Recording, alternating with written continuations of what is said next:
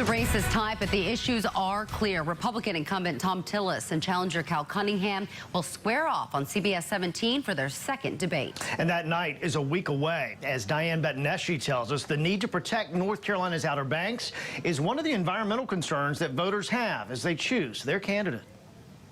The Outer Banks of North Carolina, a coastal community filled with locals working to protect what makes this area special: the beaches, the ocean, and the sound. The goal for Kill Devil Hills resident Tamara Warren: keeping plastics out of the water. When the pandemic started, obviously, a lot of us were at home and a lot of the restaurants were starting to do their takeout. So we started noticing a lot of polystyrene or takeout boxes on the beach. Warren, part of the Surfrider Foundation Outer Banks chapter, says whether people are leaving these items on the beach or they're blowing out of trash cans, it's an issue for marine life. Sometimes it looks like jellyfish or something that they would eat, and then they ingest it, and ultimately it could end up, killing them. Just a short walk from the ocean is Jack Brown's Beer and Burger Joint. So the ocean's right here, right? It's 200 feet away. It is a source for the fishermen.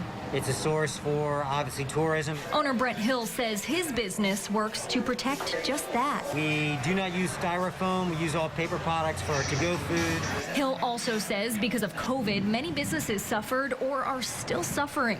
He also says they didn't get the international workforce help they usually rely on through the J-1 visa process. We normally get 1,700 of them per year. This year, we got 170 total. We reached out to Senator Thom Tillis and Cal Cunningham about these concerns.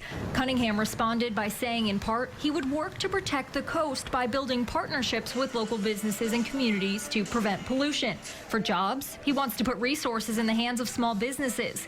He also supports visa programs that help grow the economy while ensuring jobs aren't taken from North Carolina workers.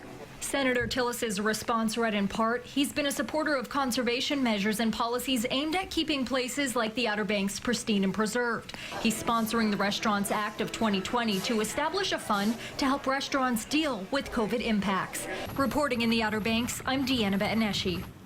And remember, CBS 17 hosting a debate between incumbent Senator Thom Tillis and his Democratic challenger Cal Cunningham in what's becoming one of the most talked about races in U.S. Senate.